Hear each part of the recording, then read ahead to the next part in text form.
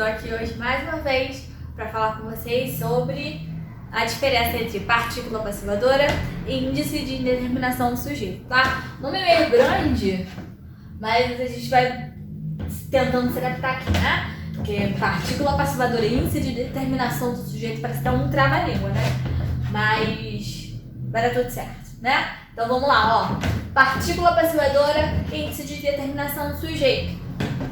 O que aparece nesses dois casos? É a palavrinha C, tá? Então, na hora que você for fazer sua prova, normalmente as bancas cobram por se tratar de casos muito parecidos, tá? Então, hoje nós vamos aprender para que fique muito claro na sua cabeça e você consiga resolver suas questões e fazer a sua prova com calma, ok? Então, vamos lá.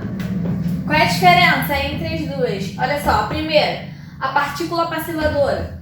Ela acompanha um verbo transitivo direto ou um verbo transitivo direto e indireto, tá?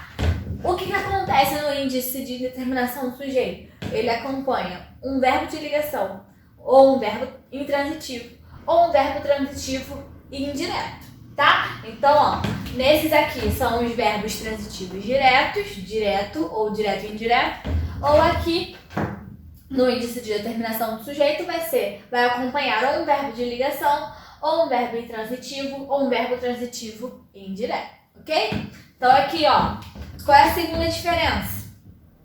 Aqui pode ser transformada em voz passiva analítica, uma vez que é voz passiva sintética, essa construção, e aqui não pode ser transformada em voz passiva analítica, porque está na voz ativa, a gente vai ver aqui no exemplo daqui a pouco. E o outro caso que diferencia vai ser o que, ó? O verbo pode ficar no singular e no plural, e no outro o verbo só pode ficar no singular. Então vamos ver essas questões aí com exemplo. Ó, vamos aplicar tudo que tá aqui, tudo nessa explicação pro exemplo, tá? Então, ó, acompanha um verbo transitivo direto ou transitivo direto e indireto. Vamos ver se é o que acontece aqui.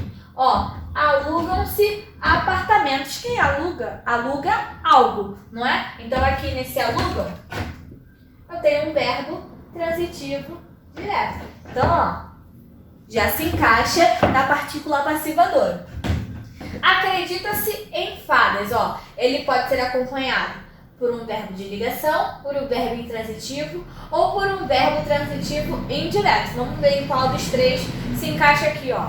Acredita-se em fadas. Quem acredita? Acredita em alguma coisa, não é? Então, ó, aqui, ó, o acredita é um verbo transitivo indireto. Então, ele se encaixa no terceiro caso, ok? E aqui, ó, pode ser transformada em voz passiva analítica. Então, vamos ver se esse aqui pode ser transformado em voz passiva analítica, ó. Alugam-se apartamentos. Então, a mesma coisa, se eu colocasse assim, ó, apartamentos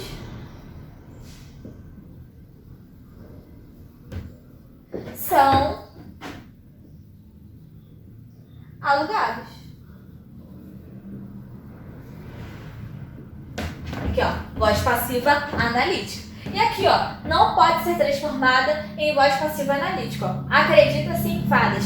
Em fadas são acreditadas? Não, fadas é o meu sujeito, tá? Então aqui eu não posso usar, beleza? Aqui, ó, verbo no singular ou no plural. Aqui o alugam, ou aquilo são alugados na minha locução verbal.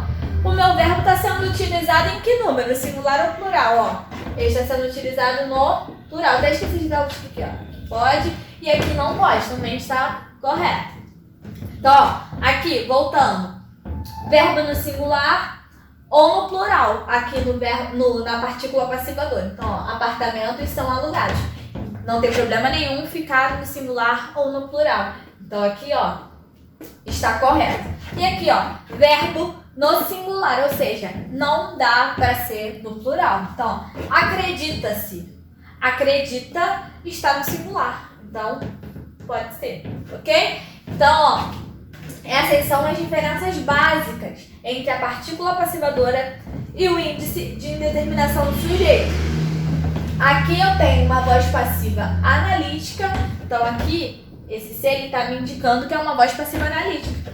E aqui esse ser está me indicando que eu tenho um sujeito indeterminado, tá? Com o pronome no singular, com o verbo no singular. Então esse ser está me mostrando que é um sujeito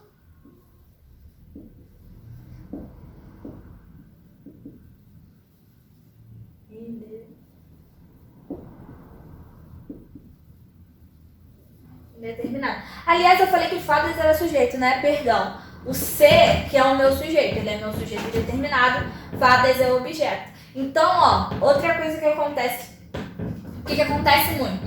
As pessoas olham pra cá, Ingrid, acredita se tá no singular, mas fadas está no plural. Fadas não é o meu sujeito.